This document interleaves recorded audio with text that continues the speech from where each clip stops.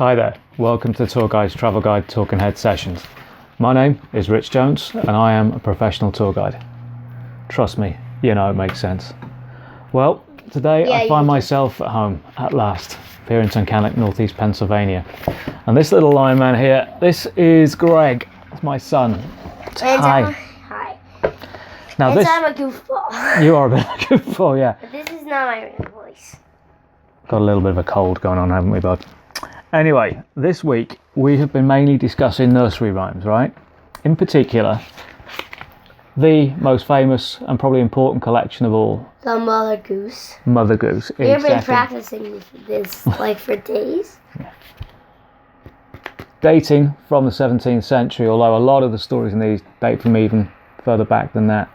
So what we'd like to do is read to you one of our particular favourites, They put my name in. Your name is there, Gregory, 2009. They had that long, that you can tell. So, are you ready?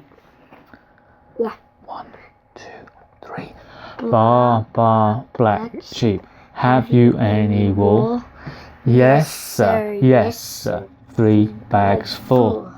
1 for my master, 1 for my dame, and 1 for the little boy who lives down the lane. Great stuff, yeah. I made this. Thanks, Greg. So let's have a look-see at Baa Baa Black Sheep. Now, the origins of this go way back to the 1st century AD. Now, in AD 43 was a massive date in British history. The mighty Romans came, saw and conquered. And they introduced lots and lots of cool stuff to Britain. But one thing in particular, the humble sheep, much to the delight of the Welsh, I hasten to add. Now, as the years went by, the sheep thrived. Temperate climate, green, pleasant land. So much so that the wool industry became incredibly important to the British economy. So we've moved forward now to the 13th century, and a lot of people have made a huge amount of money, particularly the landowners. Now, the major landowners at the time were the church and the monasteries, the dame. Now, the other people that were making a considerable amount of money here at the time were the farmers and the shepherds, the little boys down the lane. The only person that really wasn't making much money at the time was the master, the king.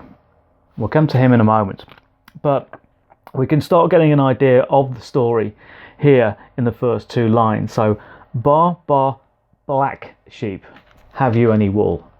Yes sir, 3 bags full. Well, of course the black sheep had plenty of wool to spare, because nobody really wanted black wool. It wasn't much good for anything. You certainly couldn't dye it. So the peasants would wear the darker clothing, the aristocracy and the well-to-do would wear the coloured clothing to show off your wealth. If the farmer saw a black sheep being born, he'd more than likely say, oh, that's good enough for the pot, that one.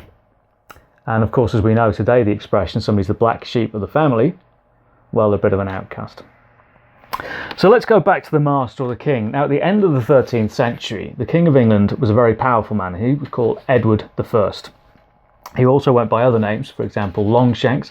Apparently, he was well over 6 feet tall, which was ginormous at that time. But he was also known as Hammer of the Scots. Now, if anybody's seen the movie, classic, sure, with Mel Gibson called Braveheart, the king, that is Edward I. Now, he'd waged war on Scotland, was victorious, and had arrested William Wallace, Braveheart, taken him to London, put him on trial, found him guilty, and had him executed gruesomely, hung, drawn and quartered. Now, back in the 13th century, this was obviously in the days before football matches, cricket matches, rugby, baseball, basketball, whatever. So what would be fun family entertainment of a weekend was to pack up the wife and kids and a good picnic and then head off into town for a good public execution. That was the entertainment of the day, and particularly if it was a celebrity. Now, Edward had dispensed with William Wallace now, but he was having problems over in the west with the Welsh, so he decided to raise another army to go and quell this uprising. So he spoke to his advisors, who told him, Your Majesty, we have no more money left. And he said, but what? We've got no more money? They said, no, sir. Well, you've been up chasing William Wallace and his hairy Scottish cousins around Scotland. You've wiped us out. What's a king to do? And then he looked around, he noticed that the churches had become incredibly wealthy. And he said, how is this so? And he said, well, of course, it's down to the woolen industry. He said, right, well, I'll have some of that too. So in fact, that's how it came about. So a piece of the revenue from the woolen industry, so one piece for the master, the king, one piece for the dame, the church, and one piece for the little boy or the shepherd who lived down the lane.